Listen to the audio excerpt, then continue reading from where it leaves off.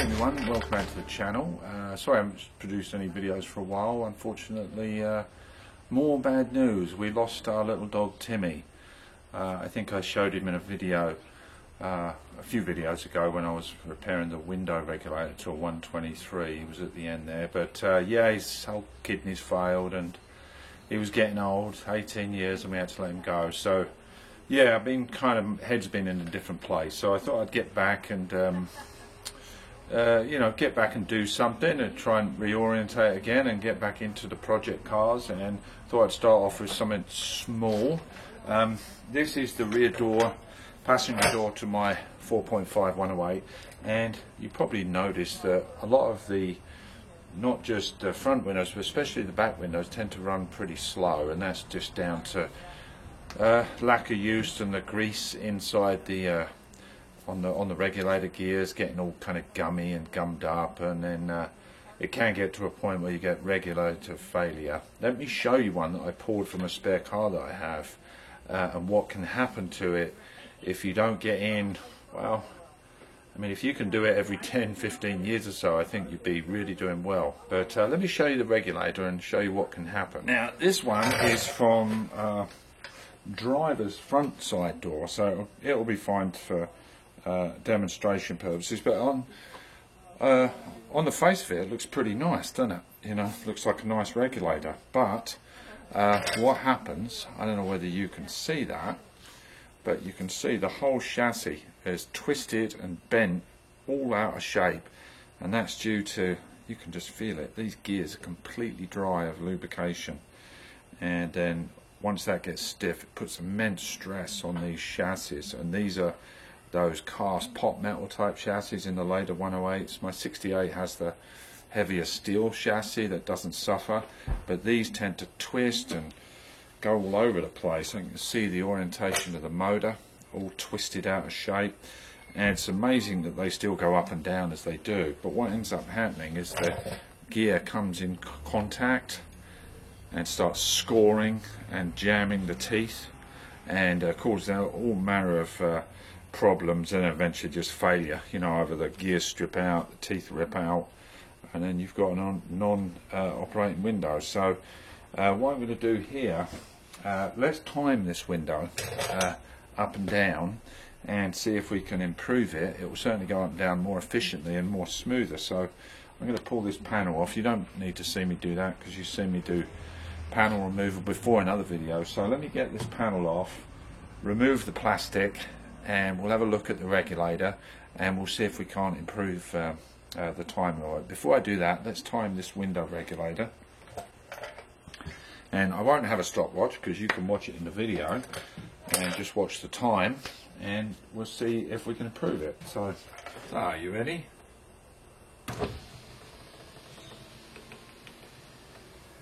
It's not bad actually, but up is a little slower. Yeah, it's having a little trouble there, you see. Alright, so you saw how quick it was, so let's take this off and see if we can improve it. Okay, that took all of about 5 minutes to take that panel off. Really easy to take off the rears. And on the rear you have this access hole at the back here to see the gears, and they're actually not in bad shape actually. I'm half thinking I may have greased those about, you know, 8 years ago, 10 years ago when I first got the car. I've had it around 12 years ago, so 12 years. So anyway, let's see if we can improve it. Let me just clean that grease off. Okay, I'm running the engine actually so I can operate the window. I won't worry about the battery, but we're just moving it along, cleaning it with WD-40, and also the lower track here, getting all that grease off of there. Thoroughly clean that off, and then we'll just re-grease it, and it should run quite a bit better.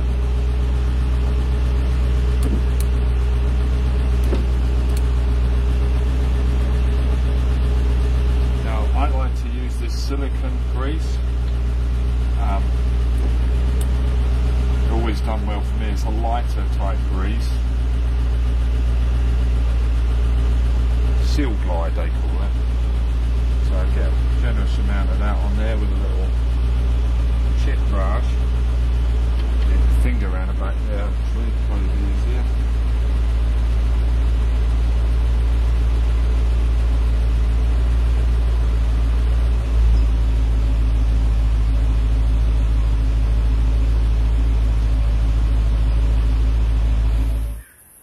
Right, I've turned the engine off for the moment. I have replaced a couple of these clips that were broken from a spare door that I had. What we're going to do, we're going to whip the lock off and clean the mechanism in there and put a little grease in there just so it helps with the operation, and then grease the strike plate and all that stuff so it'll make the door operate better. And then before we close it up on the inside, I'm going to blow this out and then shoot some lanolin base surface shield down in there to protect it from any rust. These doors are in such nice shape, all the drain holes are nice and clear, no signs of any rust, and I just want to keep it that way. So let's get the lock off up here and see how that comes off, and then grease that and then put it all back together. Let's just undo these 4 screws and then I'll show you how to detach the locking rods here.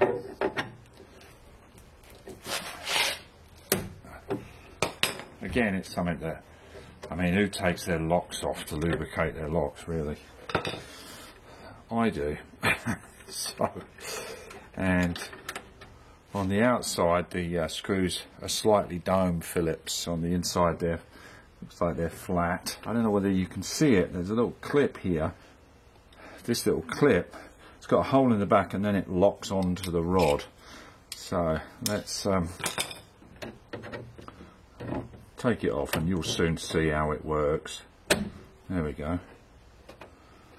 So basically the rod goes through the bracket, through this hole, and then this just locks up onto the rod. Real simple.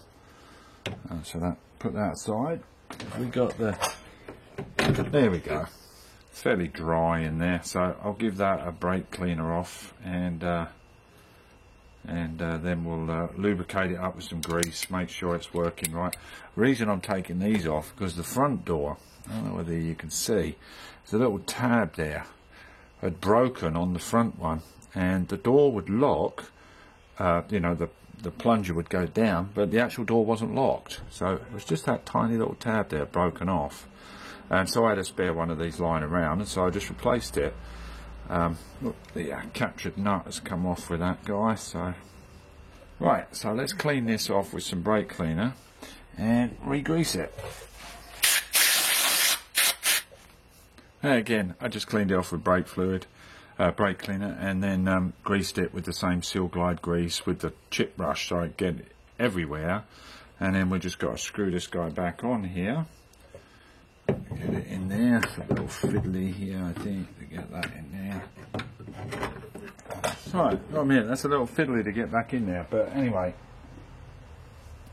put the rods back on, and then we've just got to relocate these little clips here. Can be a little tricky. Right, should be able to get that guy hooked on there. I might need my nose.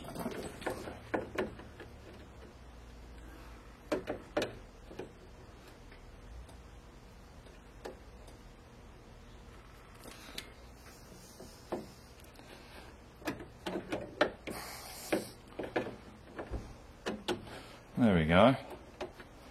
That one.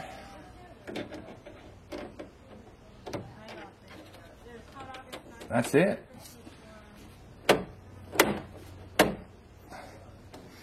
That's it. Make sure they're clip back in. So, and then we'll tighten up these screws now and check our door operation, and we should be good to go. I'll grease this as well, this pin.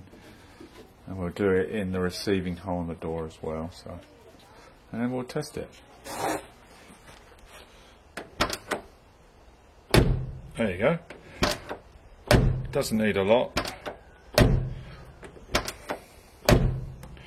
And the front.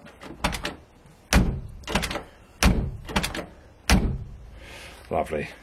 So this is the lock I took off of the driver's side door. And the tabs that had broken are actually it wasn't completely broken. See that little section there?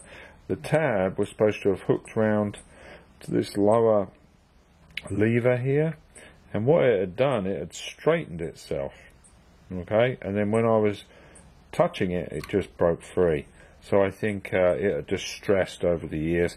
Maybe part of this had gotten a little dried out or what have you, and then put a lot of force on that little tiny tab. It was a minute little thing, it's around here somewhere, but anyway, this was the lock I took off, and as you can see, it's nicely made and everything, but nothing lasts forever, so that's why I clean them with the the brake fluid, brake cleaner, and then give them all all these points, all these areas, some lubrication. So that's the one that come off the driver's side, front door, and let me go and show you how well it operates now. So as I say before, when I took this lock off, or before I took the lock off, what I would do is it would really stiff turning towards the rear of the car, and the little plunger would go down, but I could, even with it down, I could still open the door. So obviously I knew there was a problem. But now,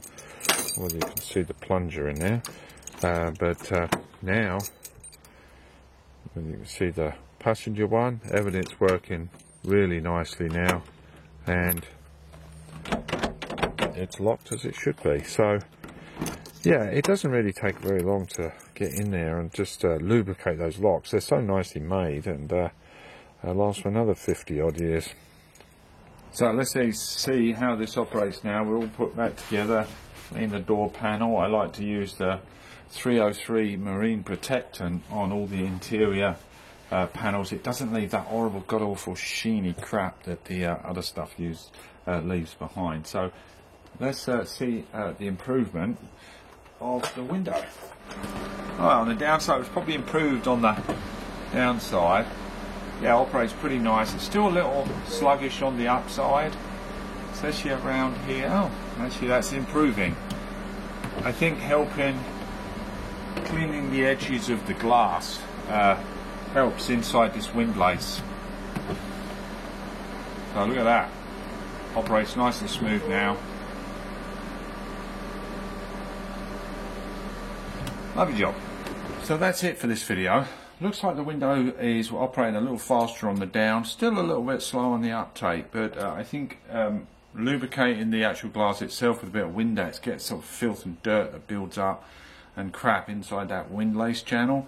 I think that will just improve, but we know that the regulator is not going to end up like a twisted piece of junk like that other one that I pulled off the car. So next I have to do, and I won't obviously film it, but I'm going to do the other side.